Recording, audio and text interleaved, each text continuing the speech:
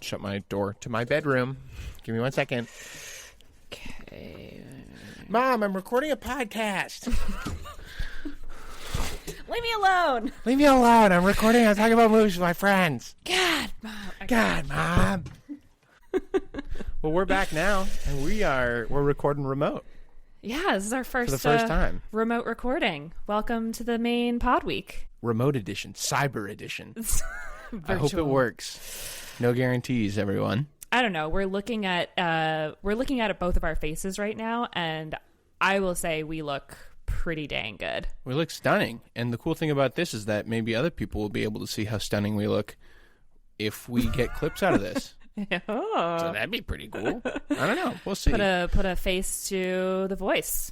Yeah.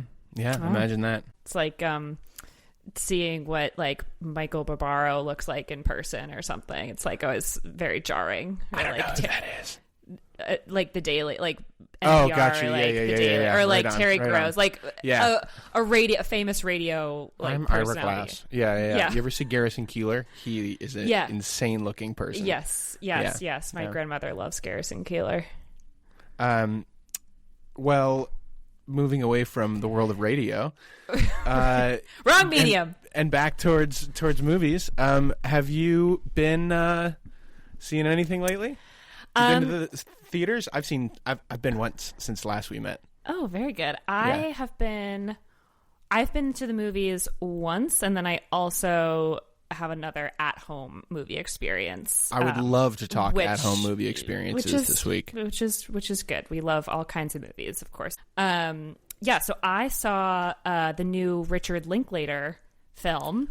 Yeah. And when I say that, it could be two films, because Richard Linklater, famed director of Boyhood and other stuff that I'm not remembering off the top of my head. Same. I'm right there with you. I was like, he did Boyhood and... But he's got two films in theaters right now, and I think they came out within a week of each other. So like, very, very weird, like very atypical. So the one that I saw is called Nouvelle Vague. Yep. Which is like new wave, like French new wave, and it's like behind the scenes. It's like a depiction of the behind the scenes of Jean-Luc Godard's Breathless. And so, oh, no way. And so we see Godard at like the beginning of his career, and kind of like amongst this class of French new wave directors, and like he's like constantly comparing himself to Truffaut, you know, and and so it's like how Breathless kind of like got made, and how it was like a film. It was filming of 20 days, 20-day long shoot. So it was like they take you through each day. It's a dramatization, like it's a biopic. Sure. Yeah.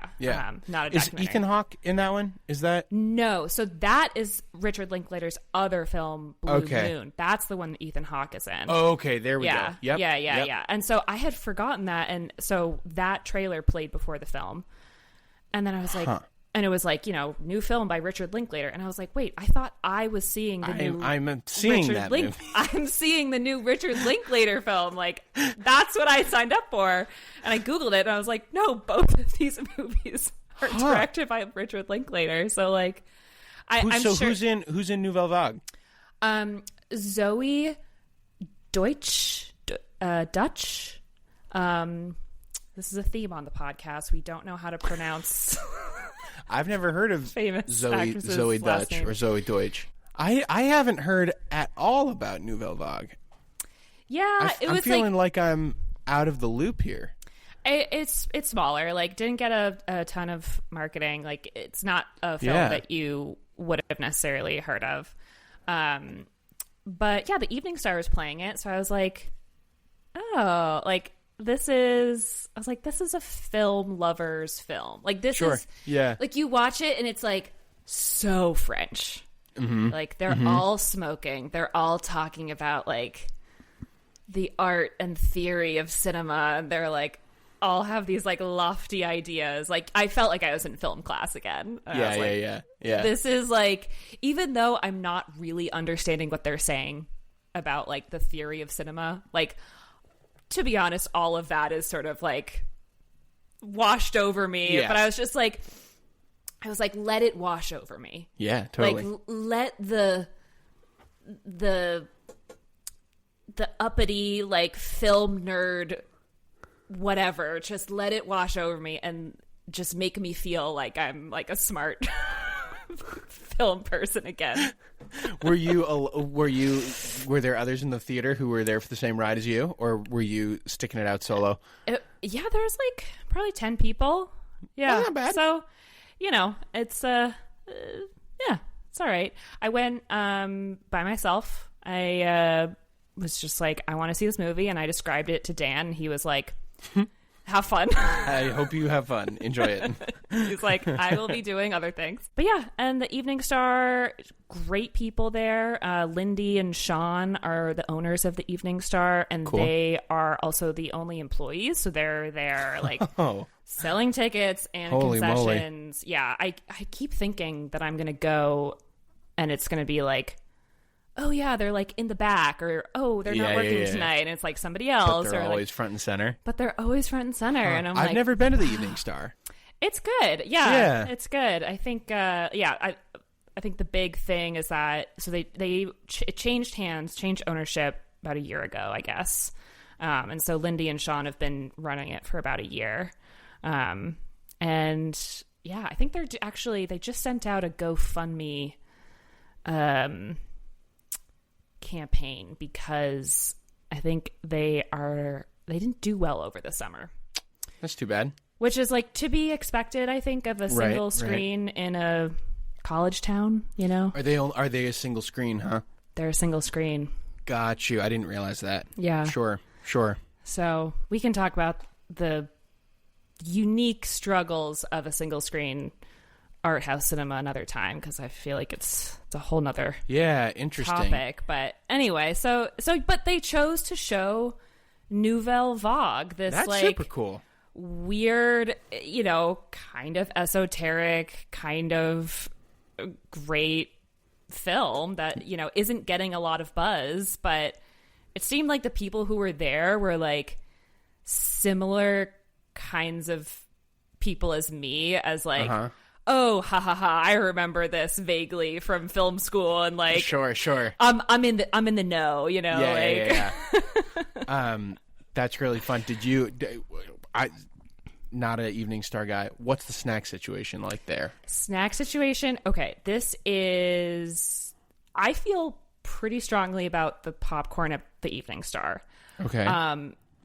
So the popcorn at the Eveningstar, they do not salt their popcorn. They are a low sodium zone. And sure, I get that. It's probably good for all of us to have less sodium in our lives. And of course you can add salt at their like little table, and they have all sorts of toppings and like all those fun little like ranch and bacon and whatever. But I find that like even if you just like pour a little salt on top, like sprinkle a little salt on top, it doesn't you cover run into every the kernel. trickle down problem. Exactly. And so I just know whenever I'm going to go to the Eveningstar, I'm going to have like nice salty buttery popcorn in the first layer, and during then like during the trailers. Yeah, and then like kind of bland popcorn for the rest of the film. Yeah.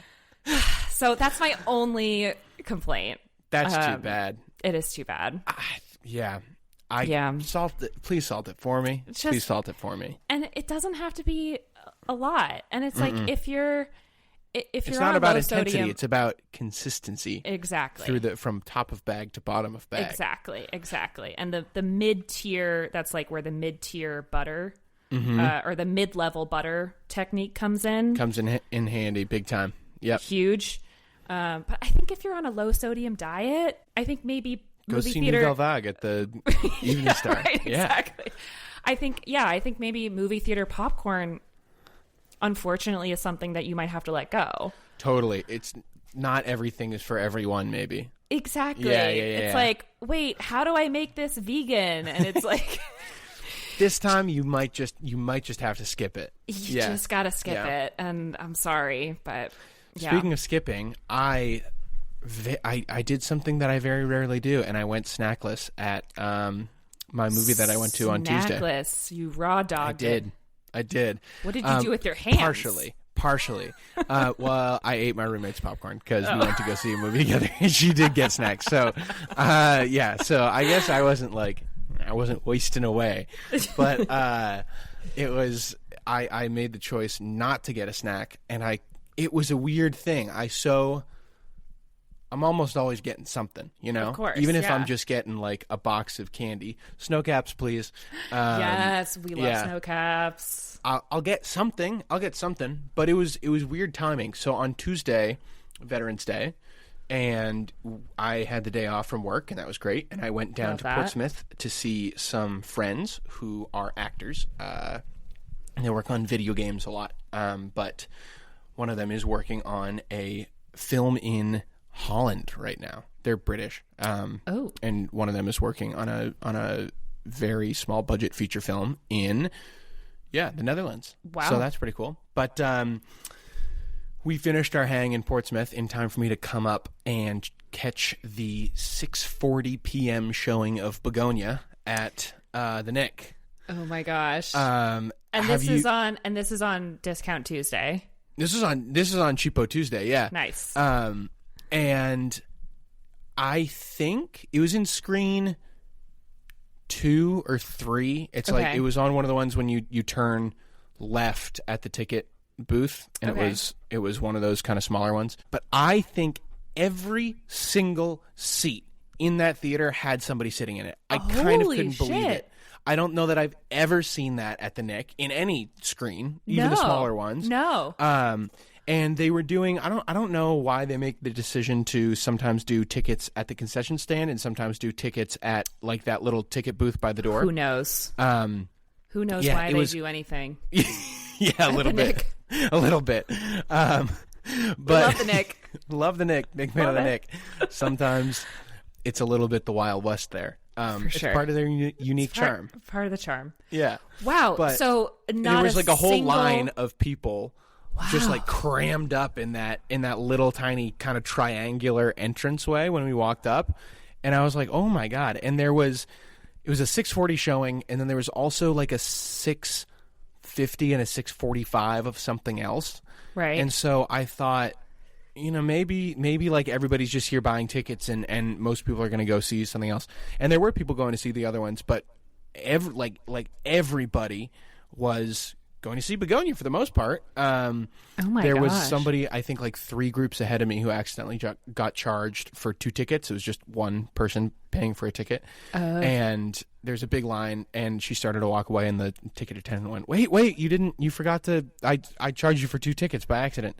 And she turned around and she was like, oh, that's fine. Like I just give it to someone else. Somebody else can get in to see the movie instead, which was really sweet. I love that. Pay it forward. Yeah, and it was paid forward to the man standing in front of me and my roommate. I was like, damn it, we're so close, because it was the person with the ticket, and then a group behind them, and then the man in front of us, and then us. And the group behind the free ticket person was like, no, we're going to see the Springsteen movie or something like that. I can't remember what. And I was like, it could happen. It could happen. It could happen. And then the guy stepped up and was like, one ticket to... He had seen the whole thing happen, and he stepped up, and he was like, one ticket to Begonia, please. And I was like... swooped in. He swooped in. And he didn't even pay it forward again. He didn't even... No. He didn't even that start could have a train. started... That could have started like a whole... That would have been... Could have been something beautiful. Fucking adorable. Instead, a selfish man ruined it. Instead of letting this selfish man ruin it. So instead of $0, you paid $6. $6 whole dollars. I bought my roommate's ticket as well, so $12. Oh, that's very nice of you. And the movie I adored. I had a blast. I gotta see it. It's really great. I mean, it was one of the ones I really, really should see it again, just because the whole time I was like, what's happening? Like, what's going on? I don't know who to believe. It's good. You know the premise, right? Yeah. Like, yeah.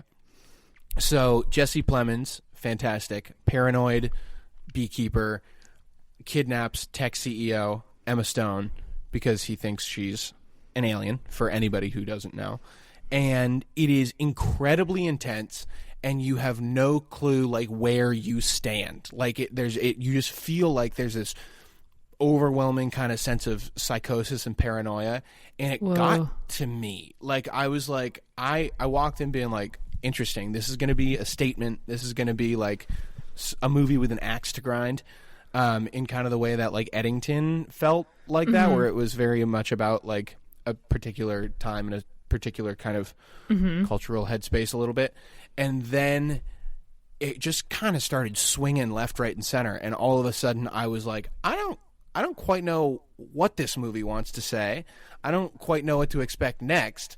I don't know that I need an answer for either of those things. But I'm just like, I'm along for the ride. Just bring me along. And it goes to some pretty fucking crazy places. Oh my gosh. It was a blast. And then everybody like made this mass exodus out of the cinema after the movie was done. And the whole lobby was just buzzing. Just like everyone was talking about it. Best. It was the best. And everybody was like, well, did you think that? Well, I thought when this happened, because I didn't know at this point, I was pretty convinced. Like, and everybody just like had their own thoughts, their own feelings, their own theories about things that were happening in the movie. And it was awesome. It was, I don't know, it's like why I go to the movies, you know? That's the kind of energy that I just want to like bottle up and be like, this is like such a potent form of like community energy. Like, absolutely.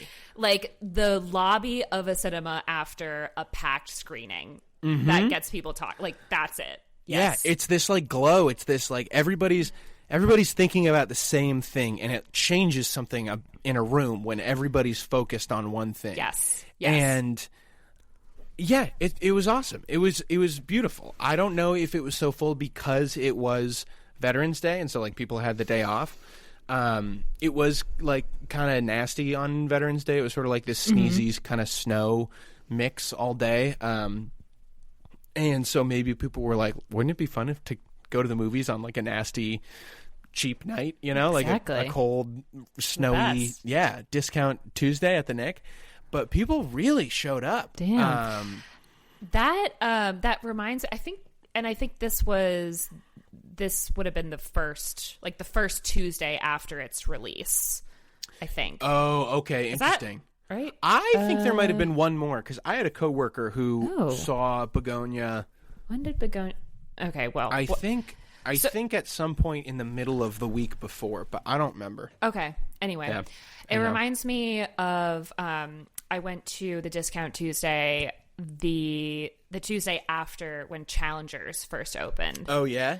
And it was like, I don't think it was sold out, but it was like similar vibe, like a line, and we like, you know, totally misjudged and like, you know, got popcorn, but like it was kind of close to that was the thing too, is that like when we were in the line, I said to Abby, my roommate, I was like, I'm gonna go grab seats. Like I don't know if we're gonna be able to find two seats together if we don't go in now. And I did. I'm really glad I did, because there was a couple who came in like right after Abby came in, and they couldn't sit together.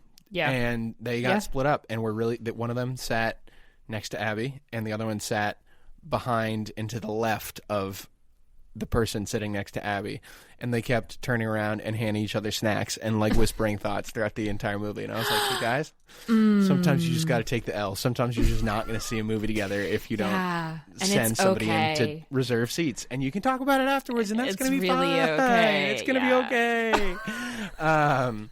Yes, but movie etiquette, people. Sorry. Anyways, you were talking about going to see Challengers. Oh yeah, but like the same kind of vibe, just like everybody, like for whatever reason, everybody made this decision to come to the Nick on discount cheapo Tuesday.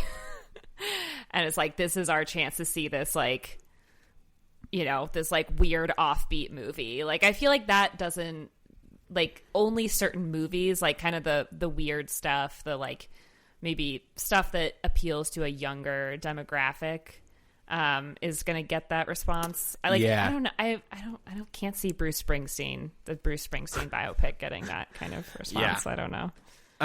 Well, it was weird too because have you seen Yorgos Lanthimos movies? Like, have you seen any of his other stuff? I've seen Poor Things. I haven't seen Kinds of Kind. Is that his? I didn't see that one. That is him. I do get him and Luca Guadagnino mixed up. Okay, because they both have weird names. Yes. Yeah, fair enough. Yorgos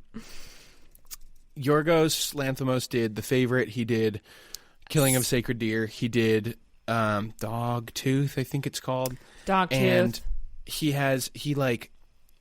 his movies really kind of make me feel sick to my stomach.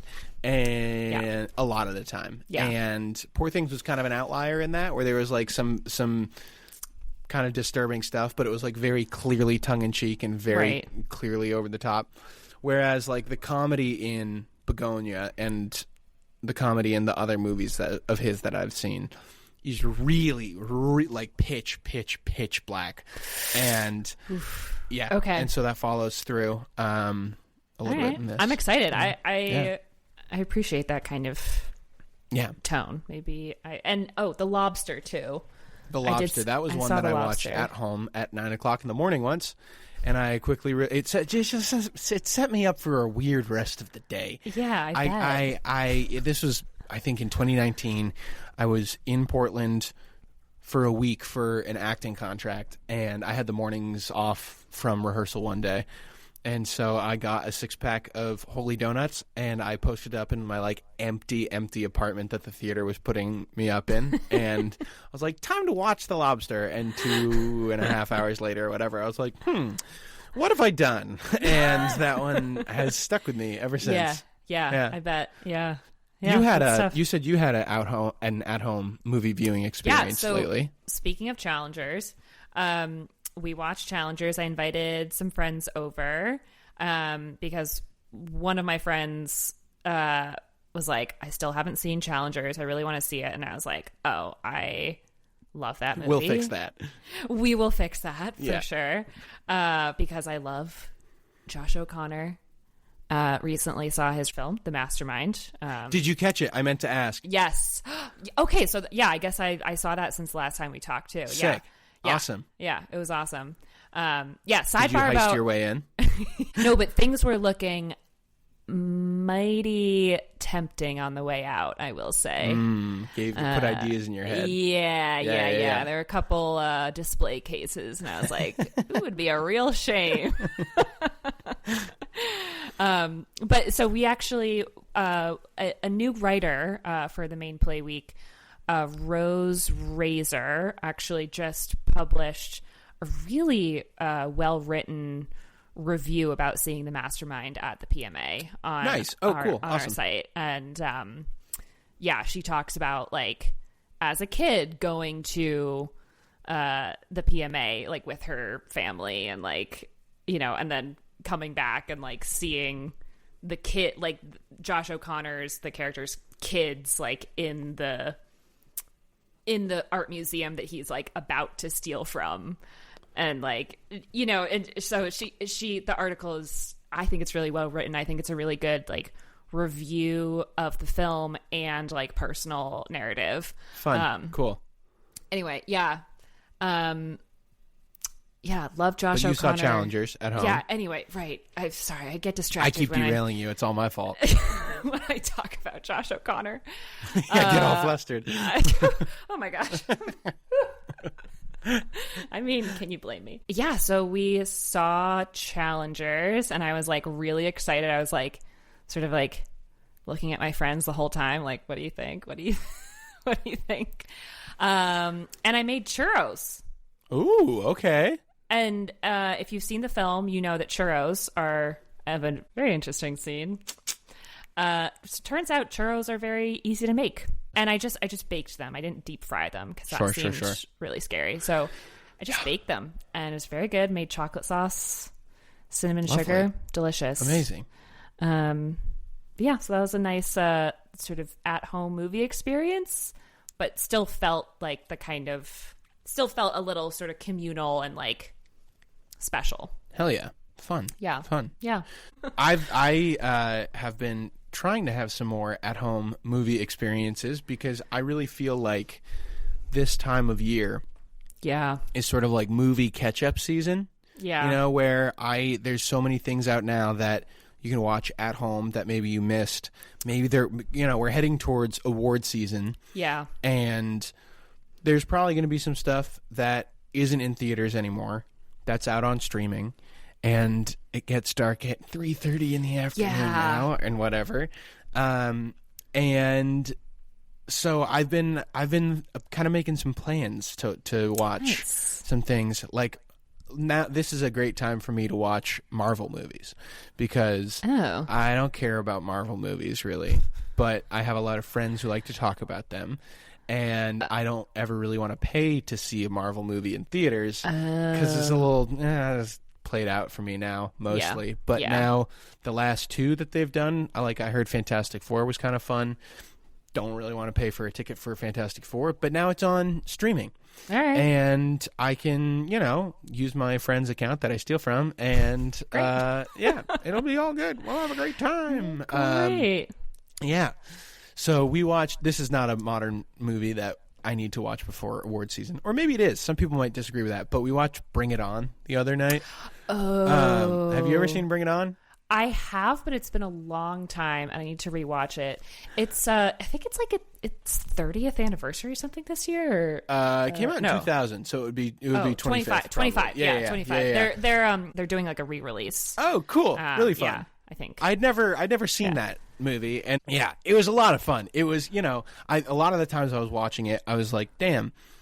I don't know that a movie like this would be made again. Like there's a lot of really wide shots of like very cool cheerleading routines going on, but it all feels like very kind of low budget and accessible in terms of it not being a movie that would have cost $15 million to make, and a studio was gambling a shit ton of money on it. You know, it's these little fun comedies that we don't see in studios as much anymore. Yeah, the mid-budget comedy really.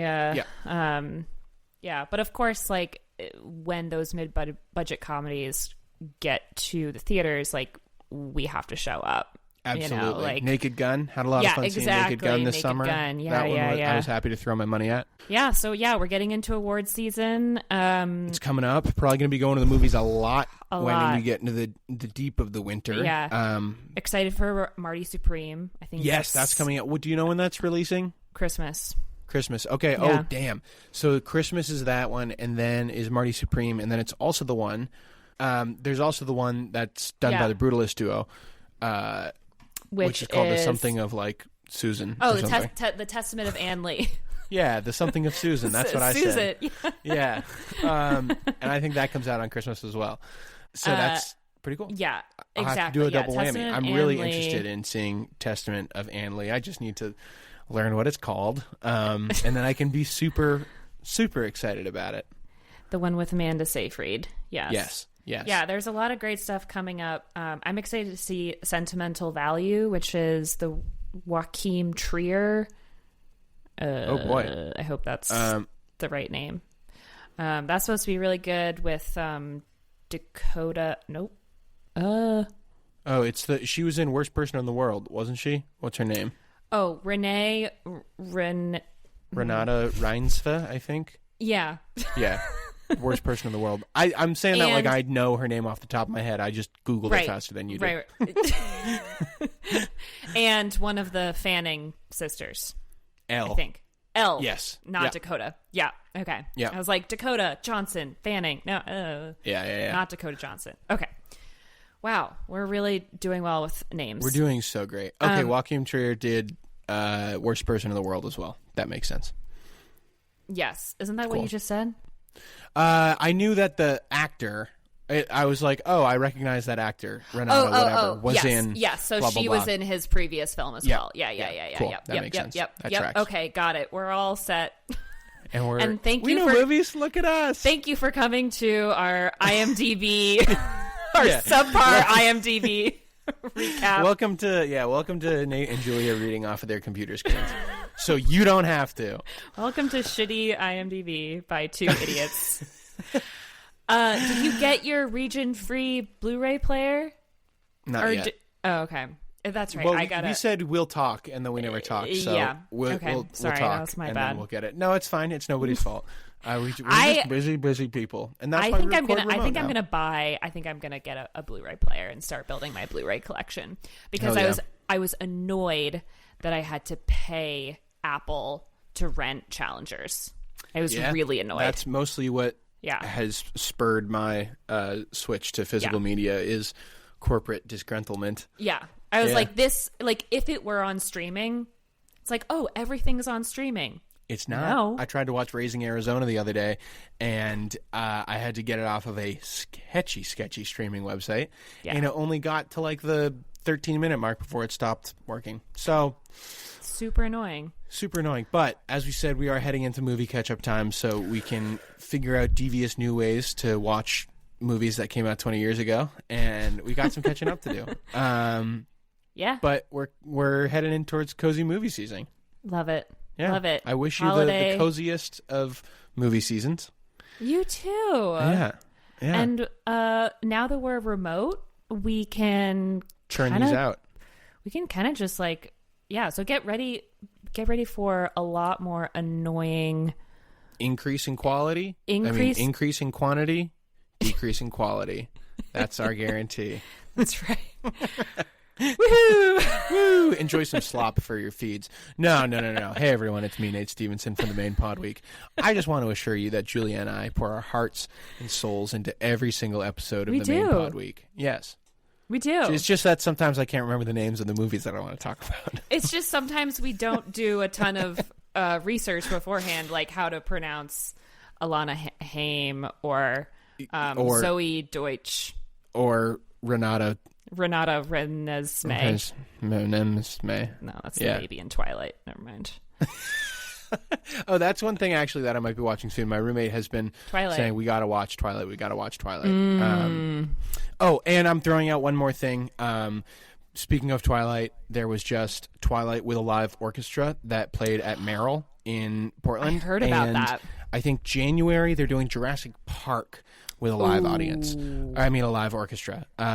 And a live audience as well. And you can be a part of that live audience, probably for more money than you really want to pay. But I think I might try to go see that because it sounds really cool. That sounds really fun. That sounds great. Yeah, I might be all there right, too. Well, cool. Until the next time. Thanks, Nate. I hope this all recorded and we'll get this episode put up. Hopefully. Great. Well, thanks for listening, everyone. And we'll see you at the movies. See you at the movies.